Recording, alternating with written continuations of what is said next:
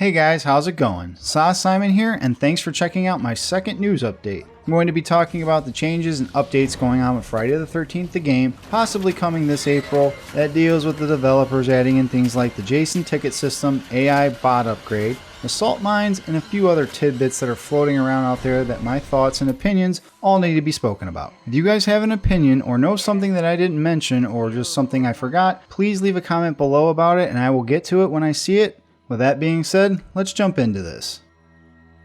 Okay, so first things first, let's talk about the assault mines. The developers finally figured out a way to deal with rage quitters and the shittier attitude having players of the game by creating a playlist just for them called the salt mines. Basically how this works is, players accumulate salt when playing matches by doing one of four things: quitting the match early, quitting while being killed by Jason, quitting if you are Jason, or quitting if you are the host. Each of these offenses will build up your salt, and if you earn enough salt, you will be sent to the salt mines to play with other players who do the same exact crappy crap. Honestly, this is a really great idea in theory, and I hope it works just the way they say it will. I am a little skeptical at the moment, only because we don't know what bugs this will have, and if leaving matches under circumstances or getting DC'd will affect the system the same way. Hopefully this will be foolproof and no further tweaks will be needed. Plus, it's a long overdue thing. We have been waiting for months for something like this to be implemented, and we are only now getting it almost a year after release. Hopefully the more toxic players will change their behavior, but only time will tell on that front. In the meantime, I think this will work out for players who enjoy playing the game, so they can now finally be put into better groups and also meet players who love playing the game for what it is and not just playing to piss people off. No word yet on how long the ban of the salt mines will last. They are being very tight-lipped about it. Perhaps a time limit, or maybe some type of playing a certain number of matches equal to or more than the ones you left to get out of the mines in the first place. Time will only tell on this matter, but overall it's a great addition to the game and one that is sorely needed.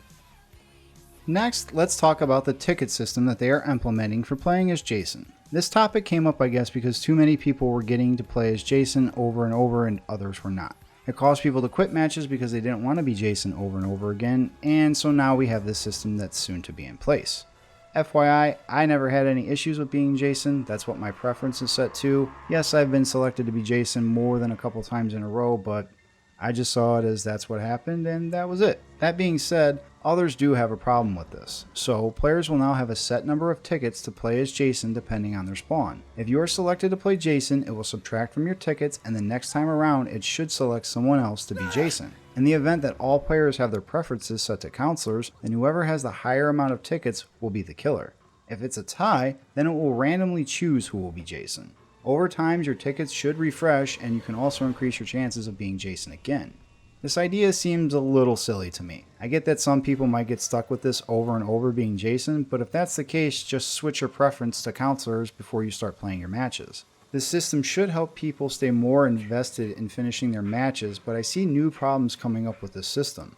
What if you like playing Jason, but you use all your tickets somehow in a few hours, but now you can't play Jason for a day or two because every other group you get in, people have more tickets than you do? Until we know more about this, I don't know how well it'll be, but only time will tell on this front.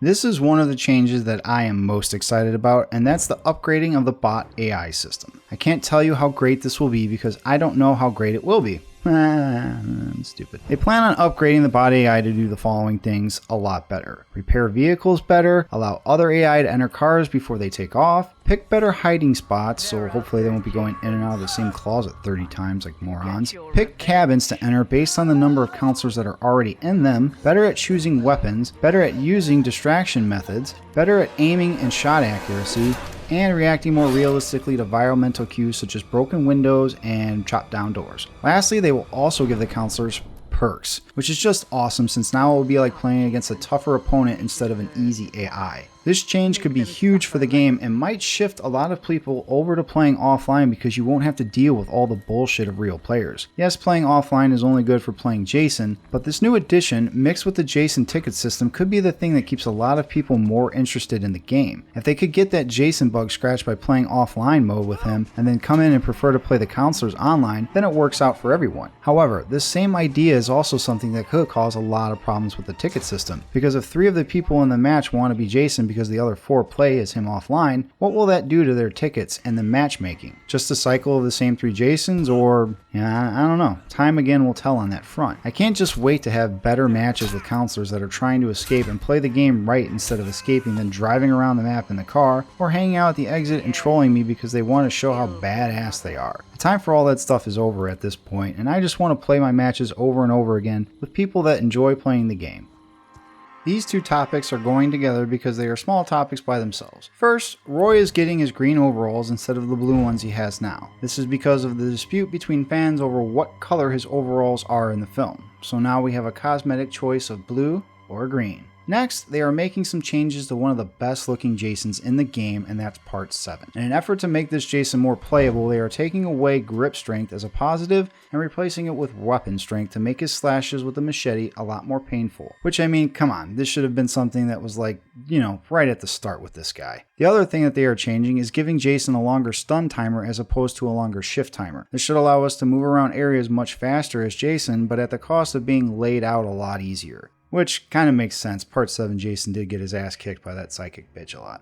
Overall, these changes are great for both Roy and Jason. It's nice having cosmetic choices for playing, and even better when the developers hear how fans are upset with the way things are and then actually do something to fix it. I know a lot of people were upset by how unplayable Part 7 Jason was, but with these changes coming, I think that this will be the thing that people need. This plus the weapon swapping should be a lot of fun for all Jasons.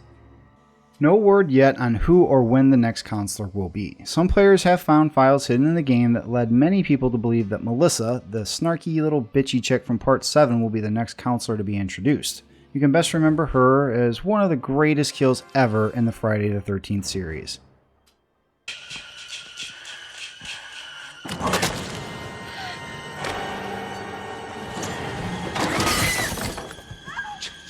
Yeah, she got tossed like a prison salad. They are adding her to the game. I would love for this kill to be added in, but chances are slim on that front. Either way, a new counselor is always nice to have. A little more news on this front though.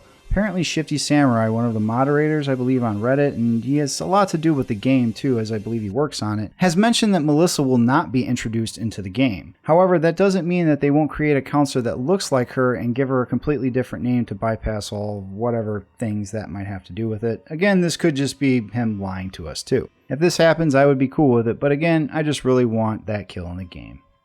Well, it seems as early as I made this video this morning, they have finally made their announcement for the update for this weekend. There will actually be an update, and we are getting that new counselor that I had spoken about earlier in my news video. So, guess we'll be getting a new counselor named Victoria Sterling. She's pretty much based on the appearance of Melissa, though, from, Friday the 13th Part 7. She's more of a sneaking type character with a huge luck, and she's not really there to fight Jason again because, well, Also, with this weekend, we'll be getting double XP, CP, and there'll be more tapes to be found a lot easier, apparently, by 130% all across the board. So, this could be a good weekend for you to level up, unlock all those Jasons, and hopefully, whatever else they might be dropping in this update, maybe a few bug fixes, who knows what else might be in it. But that's what they did, so that's what we got. Bye. This last piece of news is related to the single-player challenges that will be coming soon. These challenges seeing people take on the spotlight as Jason and trying to eliminate the counselors in specific based scenario ways. If you are able to complete this objective in the scenarios, then you will be able to unlock new emotes for your counselors. So far, all we have seen is the one from the video that looks like Violence Dance from Part 5, but who knows what new emotes that could be added in. This idea is one that is awesome and makes me wonder how hard some of these challenges might end up actually being. Also, what awesome new things can they add to the game that will need to be unlocked through these challenges? Personally, I would love to have some hard challenges where you can unlock cool outfits from the movies or specific emotes from certain characters in the movies. I would love to have the Crispin Glover dance from Part 4, or even the little run that Demon does in Part 5 when he's trying to get to the shitter without shitting himself.